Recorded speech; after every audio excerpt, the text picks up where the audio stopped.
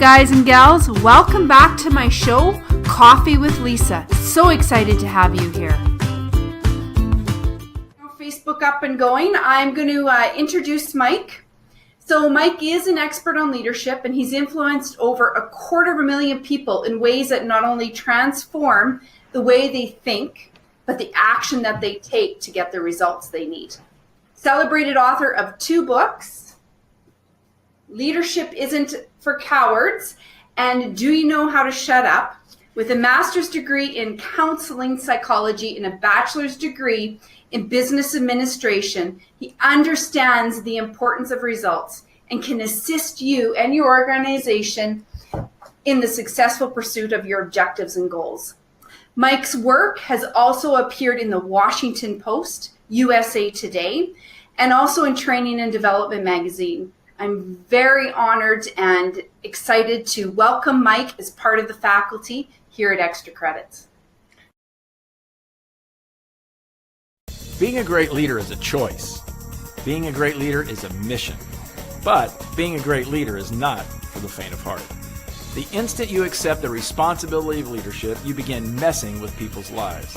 And the question is, how do you do that without messing up people's lives? How do you influence them in such a way that they're better because they wake up in the morning and follow you? I'm Mike Staver, and I've spent years working with leaders in industries around the world to help them confront their realities, zero in on their fears, take action in spite of those fears, and start making the quick decisions necessary to achieve outstanding results.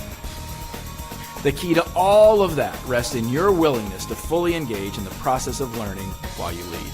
Not just because it's a good idea or someone told you to, but because it is the key to driving the kind of influence necessary for your followers to reach and even exceed their potential. That's what messing with people's lives is really all about. Understanding their needs and adjusting your behavior to meet their performance needs.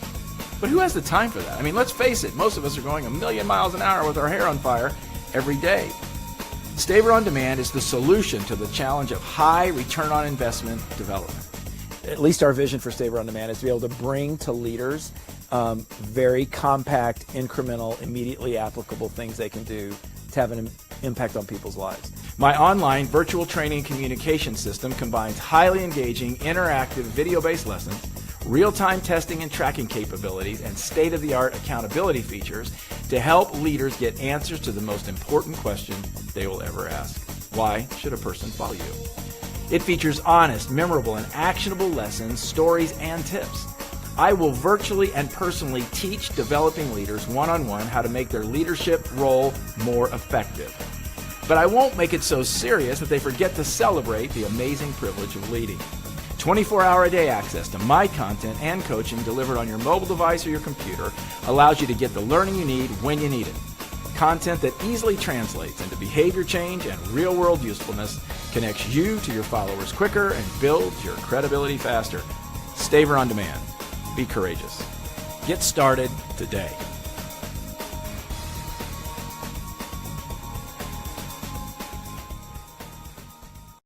I figured out how to do it. And we're back.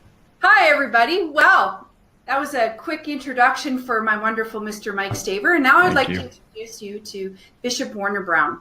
As a coach, he specializes in coaching techniques, helpful assignments to offer a highly personalized program tailored to you. With compassion and understanding, he will work with you to help you build on your strengths and attain the personal goals you are truly committed to achieving. Bishop Brown brings many years of experience to his coaching as a leader and supervisor of leaders with religious and nonprofit organizations, including funeral directors. He has led small, medium, and large congregations as the lead pastor. As a superintendent, he supervised over 50 congregations and their pastors, then was elected as bishop and given the privilege of leading in succession 2 multi-state regions of several hundred congregations each. His colleague bishops also selected him to serve as a president of the Council of Bishops. And Bishop Brown is currently looking at becoming a member here at Extra Credits as the faculty. Welcome, Bishop Brown. Thank you very much, Lisa. It's a joy to be with you and Mike this morning. Fantastic. Well, as people are joining in, I want to lead the conversation off, because we always talk about leadership in turbulent times and change. And Mike, you're the authority there when it comes to that. So I want to add, the first thing that I really want to ask you is, they've coined you the rebel with a cause. So having said that, what is your cause? The big thing I'm really focused on is this notion of helping leaders lead courageously and make decisions. Our brains are against us, really. Since the day we were born, our brains have been trying to keep us safe and secure and insulated. And unfortunately, you can't really lead in a space if you're not willing to move in toward what you're uncomfortable with. And so I've really committed my life to helping people of influence, whether they have direct reports or not, to lean toward the things that make them uncomfortable, so that they can expand their view of the world, themselves, and those that they influence.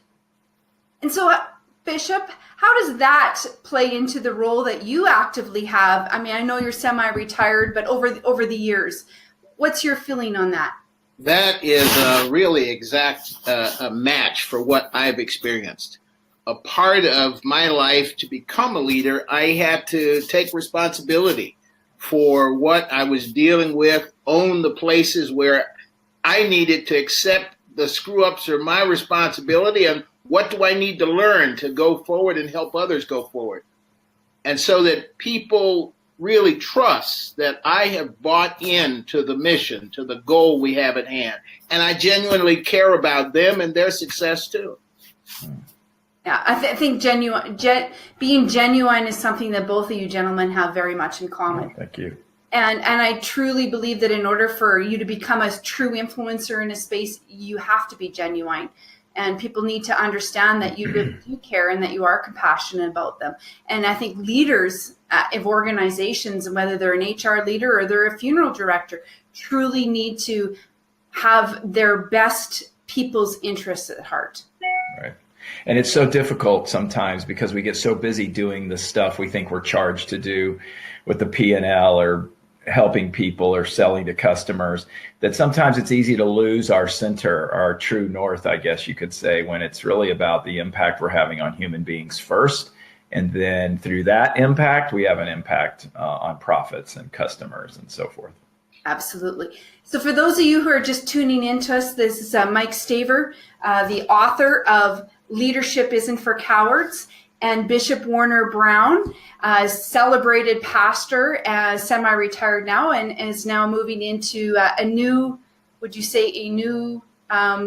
career change, Pastor? Yes, my colleagues are celebrating that. I'm hoping to help leaders really be the best they can be. Engaging pastors, business leaders, nonprofit organization leaders, funeral directors in really how to engage and serve their clients as best they possibly can, to be their best selves. Yeah, excellent, excellent. So, Mike, if you were to tell our listeners what are the top 3 steps that would allow them to have effective execution, what would that be? Well, first, clarity. I mean, one of the things that amazes me is how often people don't have clarity. So what is the mission? What are the expectations? What is it that we're really after? So many people, I was just on a call just a few minutes ago with the CEO, and my encouragement to him was, let's get clarity about what the outcome needs to be. So that's first. Secondly, I think, is having a world of kind and compassionate accountability. In a lot of organizations, people think accountability is only for the weak and failing, or it's negative, or it's a punishment. And I think it's a benefit of employment. I mean, I don't want to work for somebody who doesn't want to hold me accountable. Accountability is just asking questions to verify that what I committed to, I'm actually doing. I mean, I think it's that simple. And then the third thing is recognition, the extent to which I care enough about you to pay attention to what you're doing so that I can recognize the person that you are and the character traits that you have that have driven you to win the way you've been winning. I think if you can take clarity of expectation and outcome, match that with good, rigorous, compassionate accountability, and then personal recognition, I think you're on your way. Yeah. And do you have something to add to that, Bishop? I fully support what Mike is saying. In many ways, compassion and accountability is mutual support. It's your way of being in team with the person and helping them lead, and to make sure your mutual expectations are understood and followed through. Yeah. And I think, and correct me if I'm wrong, gentlemen, but I would say many leaders today, it doesn't matter if they're in the executive C-suite or they're, a mid-level manager, forget that. That's right. Yes. They do forget that. Yeah. And beyond that, what they forget, I was just told a story this morning on my first coaching call this morning of an executive who brought a manager in to have a conversation about a problem in the department, and the setup of the room was like an inquisition. It wasn't like what you're talking about, Warner, when you talk about this sort of working together to accomplish something. It was me against you. It was accusatory. And of course, what did the manager do? The manager walked out and decided they wanted to quit. Thank God, I don't think they're going to, but there was nothing compassionate or accountable about that. It was all, you're to blame. You need to fix your problem. So that's a problem. Very much. I agree. I found that trust is really the heart of success of any leader and any organization. Yeah. And if that relationship isn't that folks know you genuinely care about them, you genuinely care about the work you've agreed to do, then they aren't going to trust you and they aren't going to buy in. That's right. Yeah, and if they don't buy in, then what's the point? Exactly.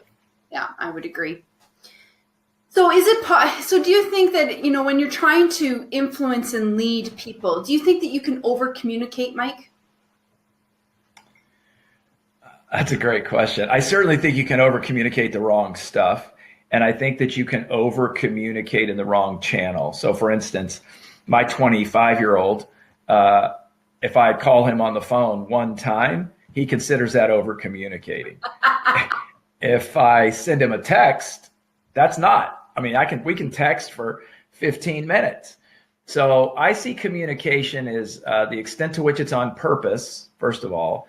Are we communicating with some sense of purpose? And then secondly, is it delivered in a way that the receiver can most hear it, and not delivered in the way that I prefer to give it? I need to be sensitive to and aware of how you want to receive communication, both technically, but more important, intentionally from me, so that you're prepared to receive it. And that's really, isn't it, Warner, what the pastorate's all about and what your life has been committed to, is how do I deliver an important message so you can hear it? Exactly. And many times the key thing is the listening and not what you're wanting to communicate. And you have to ask yourself the question sometimes, why am I talking? Yes, right. I need to be listening to make sure I really understand what's important to this person and what they're trying to say. And it's unfortunately for me, when I'm doing a keynote, I sometimes ask myself, why am I talking? But that's a question beyond this show, I'm afraid. Is that when your other book comes into play? Yes. Do you know when to shut up? Although I did say, this is a funny, quick anecdote. I used to have a group of CEOs that met with me where I live in Florida every year. And one year, there were only 10 of them. And one year they came back to me and said, we'd like to give you some feedback. And I said, what is it? They said, we think you should impose a penalty on us for every time you advise us and we don't do what you suggest and it blows up in our face. I said, that's a good idea. That's a good idea. And I think the opposite of that should be is companies should bring in reward programs based on that philosophy. Yes, exactly. Exactly right. So listening, we talked about listening and how important that is. And I know Dr. Tony Alessandro, who's a member of the faculty here, who talks all the time about the DISC behaviorals and truly understanding that who is the other person on the other side and how do you modify your communication to make sure that they're listening and they understand in a way that makes sense to them. That's really important. But as funeral directors, I mean, listening, I would think would be a key component to their compassion and to their job. Very definitely. That funeral directors meet people at one of the lowest moments in their life. They're hurting and they need to know somebody cares about them and somebody can hear what they're saying beyond the anger and the frustration and the tears that they may be expressing, but to listen deeply, to really hear what's on their hearts and to embrace them emotionally. Yeah. Mike, you work with funeral directors all the time. So what is the one challenge that they're often faced with that they tell you about? They're faced with the challenge between the need to run a business that's profitable and that keeps them in business and to do what's right for the family. There's a lot of pressure in the industry, and I haven't really worked with them in a while, but my experience when we worked with several of the largest was that they have a conflict, because on the one hand, they've got to drive margin and they've got to drive revenue and they've got to keep the doors open, but they also have to do what's in the best interest of the family. And that's a difficult thing because, to your point, Warner, they are compassionate and care, but there are certain elements of the industry that drive revenue and profit. And that's a difficult thing to do. And it's a philosophical challenge for some of them, right? I mean, what am I really in the business of doing here?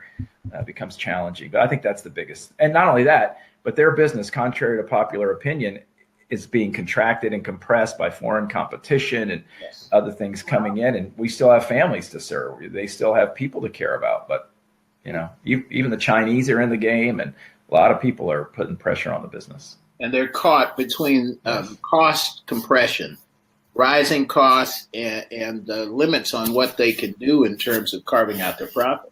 That's right. Do you think that that's, when it comes to listening, I mean, we're talking about funeral directors. Now let's talk a little bit more about HR departments and what roles they play in when it comes to listening to their workforce and, the turbulent changes that are occurring now within their leadership. And I do believe that leadership and, effective ways to grow their organization and their business doesn't just come from the top brass. It comes from throughout. And I think maybe even more importantly, right from the HR department. Would you agree with that?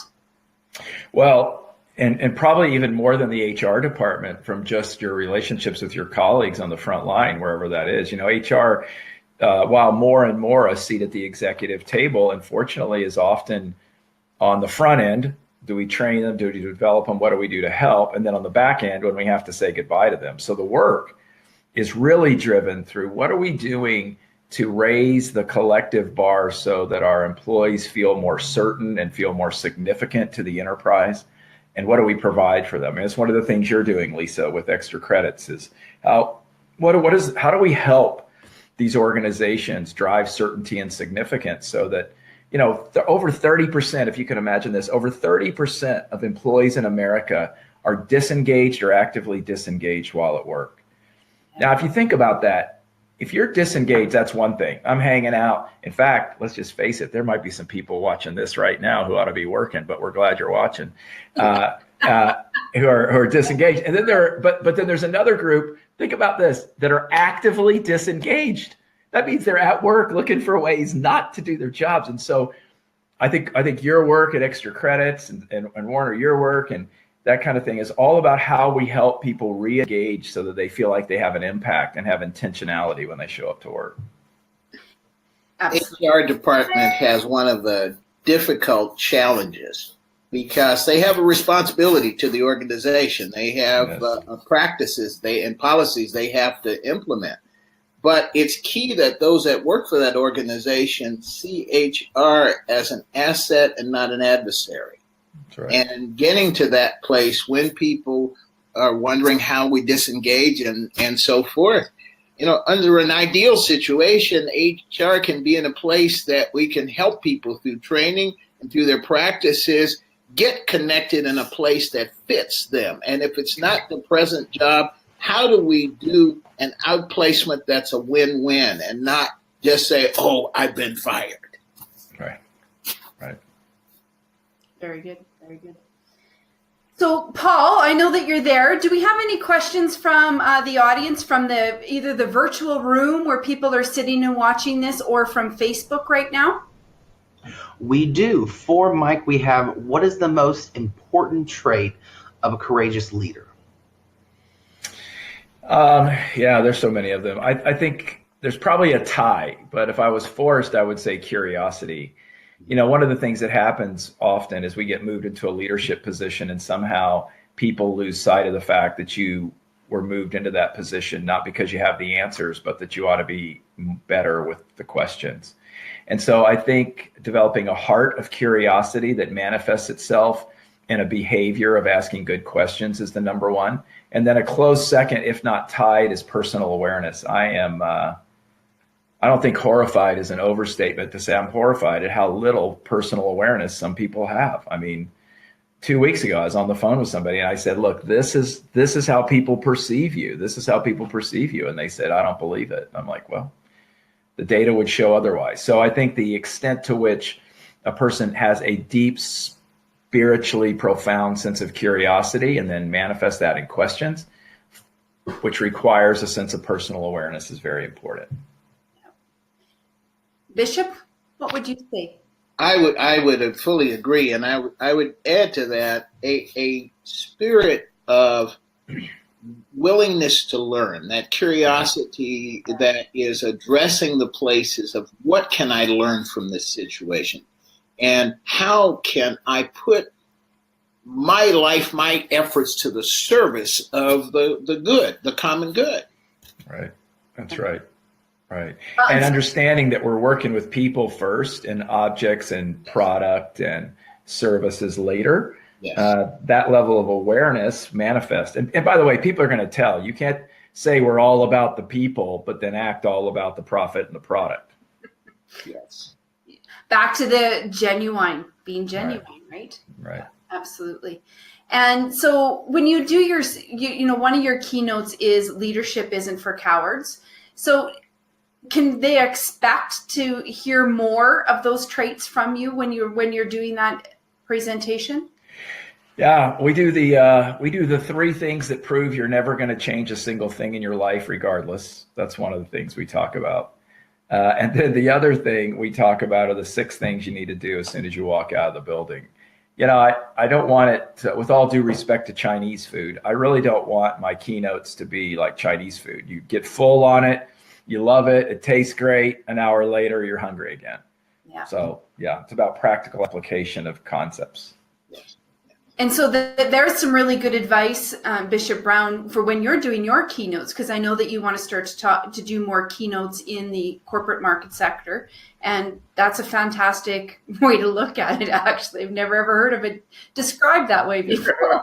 I don't know I'll ever be able to eat Chinese food again the same way. That's it. One of the things I'm discovering is how much similarity there is from my friends that work in the corporate world to the experiences I was having as a leader of pastors, of leaders of nonprofit organizations. Right. Many of the learnings we have in common, many of the issues we're dealing with are pretty much the same. Mm-hmm. And being able to talk through the elements, and one of the key elements is learning how to collaborate and to build on the relationships that are available to us.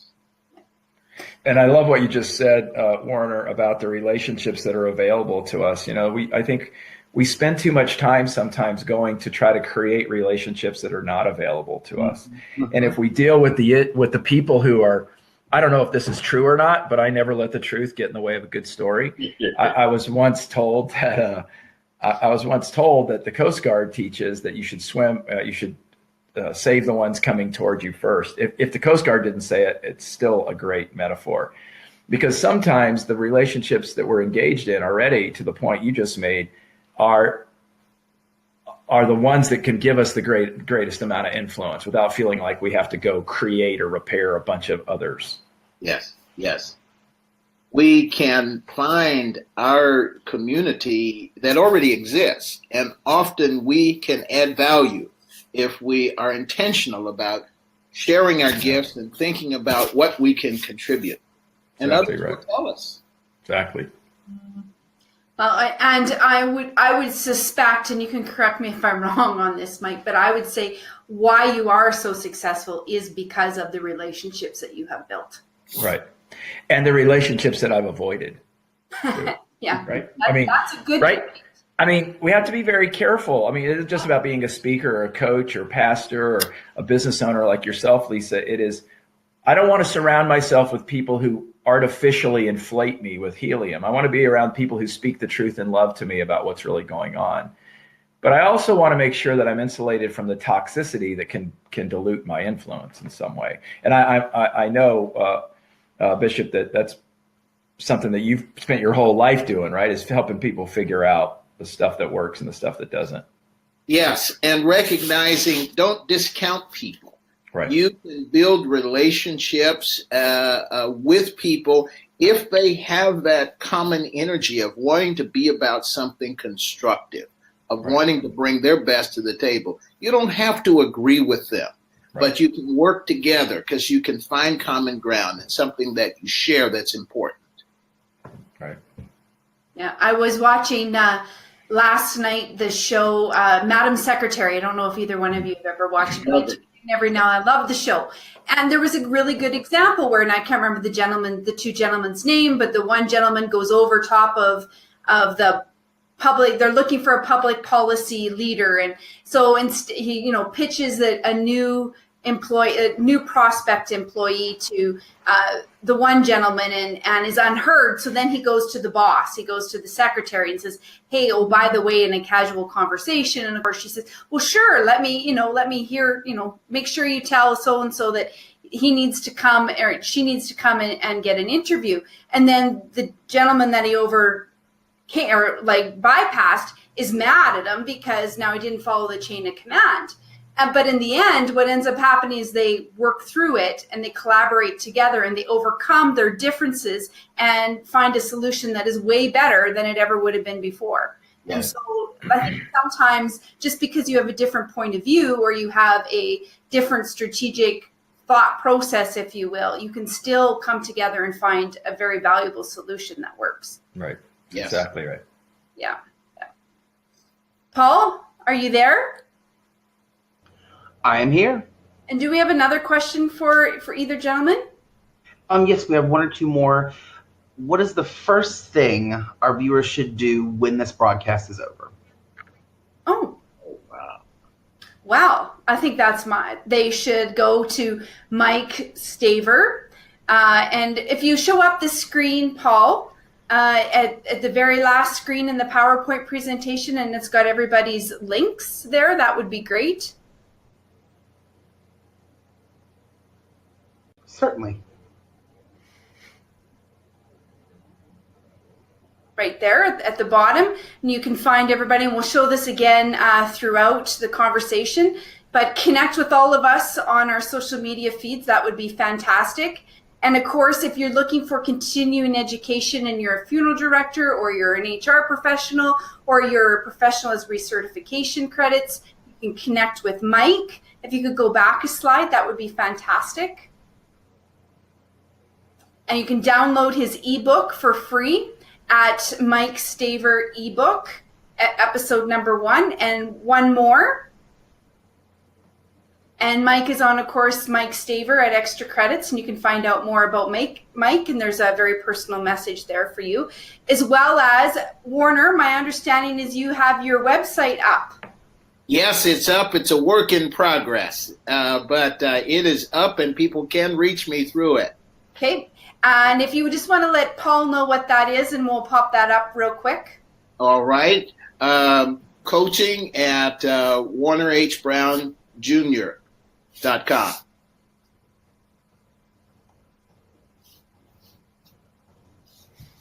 And so for those of you who are tuning in right now, while Paul gets that up, we're just talking a little bit about leadership, about compassion in today, about how do you become an influencer, and how do you earn continuing education? How do you become a master of lifelong learning?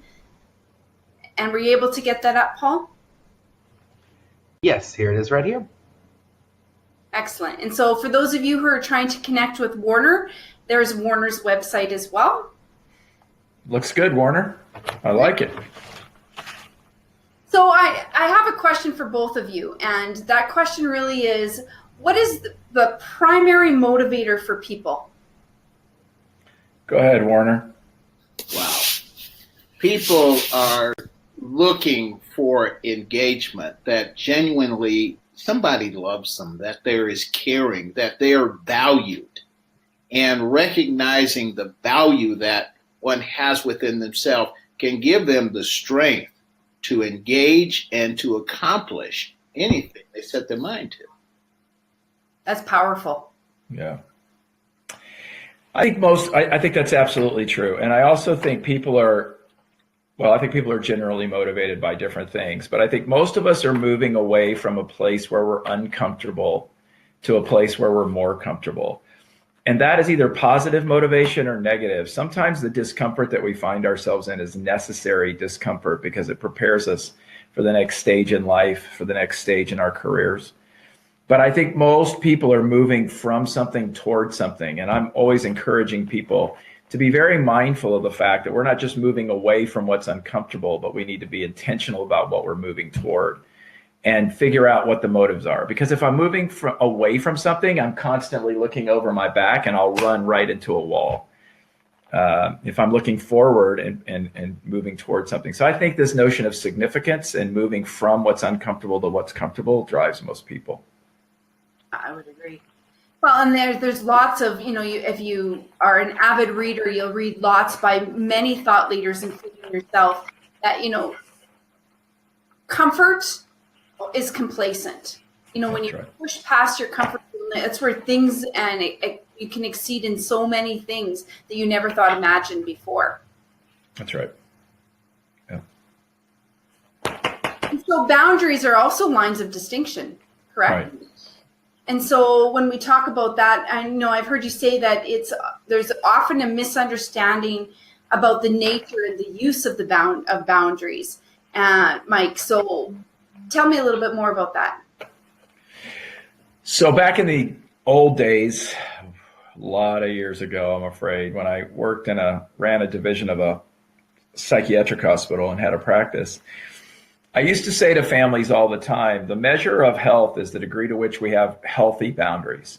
Make no mistake, everybody has boundaries. They either have fluid boundaries where they can't stop inbound or external stuff, or they have rigid boundaries where they say, this is just the way I am. And so this notion of being able to have boundaries that are porous enough to rationally and with great health allow the good stuff in and the bad stuff out is very important. Unfortunately, what happens in some people's lives is they have boundaries that are reversed. They hold the good stuff out and the bad stuff in. When we don't forgive somebody, when we don't move forward past a point of pain in our life at some point. And so I think boundaries are necessary as long as they're not too rigid or not too open. In many ways, in my mind, boundaries are one of the ways that we clarify who we are and how we protect our integrity. Mm-hmm. Right. And so how would you say one could overcome the boundaries that they put into place? Do you have an example? Yeah.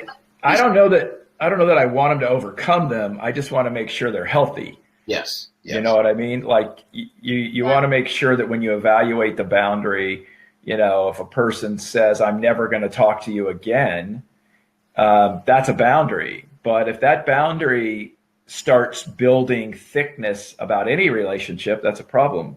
By the same token, if I keep going back and sticking my hand in the face of the same dog that bit me last time, and then I get mad at the dog for biting me, pretty soon it's not the dog's problem. You know what I mean?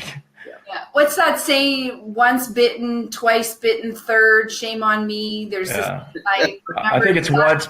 Yeah, I think it's once bitten, twice bitten, third, rabies.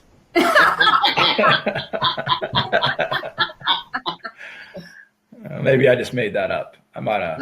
Bite me the first time, shame on you. Bite me the second time, shame on me. Bite me. That's it.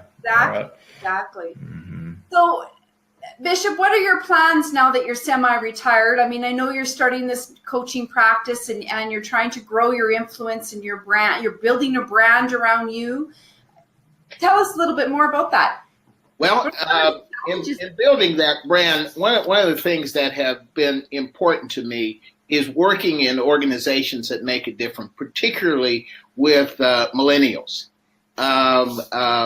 Work in developing international conference that we've developed working with young people. I'm looking forward to doing that again next year in Johannesburg, where young people through the church are coming together from all over the world to really work at their leadership and expressing their opinion, their voice, their leadership, so it's heard by our larger international church organization.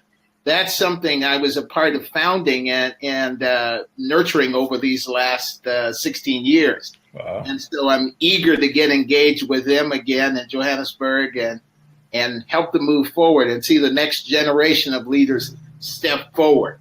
And so engaging in special projects like that, where I can help people discover their gifts, find their courage to step forward, take the risk necessary to discover leadership is possible, they can make a difference. Right where they live, right? I Yes, mean, right? yes. Yeah. And That's great. helping teams be effective wherever they are. Helping leaders work as an effective team is empowering. And it feels good. And as you engage in that, everybody grows stronger. And it helps avoid the complacency that you talked about earlier, Lisa, that, if you're on a team and that team's on a mission, it's very hard for somebody to be, slacking off on that group. It brings together everything we've talked about today. Yeah. Yes. Well, some have said, Mike, that you have an uncanny ability to simplify complex issues. So do you think, Warner's talking a little bit about his influence and what he's going to be doing in Johannesburg. Would you say that uncanny ability has really been the driver, the catalyst behind your influence? I think so. I mean, I'm not very smart, so that, I don't want to take a lot of credit because I had to make them simple for myself. So I make them simple for other people. I just, I don't know. I'm sure a lot of my speaker buddies and a lot of people out there in the world may think I oversimplify things. We have a lot of noise in our life. Stuff's coming at us all the time and people want to create all this complexity. And to me, things are pretty straightforward. And so I try to keep it as simple and applicable as possible so that people feel like they can make some incremental shift in their life or their work. I think sometimes too, the most simplest things are overlooked because we're always looking for the most complex, right? Right. Yes. Yeah. Right. Absolutely. That's a principle I'd like to share. If I can do it, you can do it. Yeah, that's right. Yeah, My dad actually wrote a book called, I'm holding it right here, that says, "If I can do it, so can you." And he had 8th grade education and started a worldwide company. And, it's pretty straightforward. Where do we buy that book, Mike? I think it's on Amazon. If I can do it, so can you. He started the largest insurance restoration contracting business at the time. We just had his 90th birthday. We celebrated his 90th birthday 2 weeks ago. He's just a wonderful Southern gentleman, faith-based man who's done amazing things in the world. So, Wow, that's something that I did not know about. Yeah. That's amazing. Yeah, great guy. Wow. Well, find it on Amazon. You can find you on Amazon as well, right? Right. Or they go to Staver, MikeStaver.com to buy your book. I think you can buy it. I think it ultimately takes you to Amazon, because doesn't everything ultimately take you to Amazon? So the book, again, is for Cowards. I just happen to have a personal signed copy. There you go. But having said that, and then you have your other book, which is? Do you know how to shut up? Very good. I love the title. Which Bishop, you'll appreciate this story. The way that book got named is my parents had left church and they got to the restaurant where I was having lunch with them. And I said, Paul, my dad, said, "Hey, Mike, what are you doing?" And I said, "I'm finishing up this book. Do you know how to I said, "I'm finishing this book, but I don't know a title for it."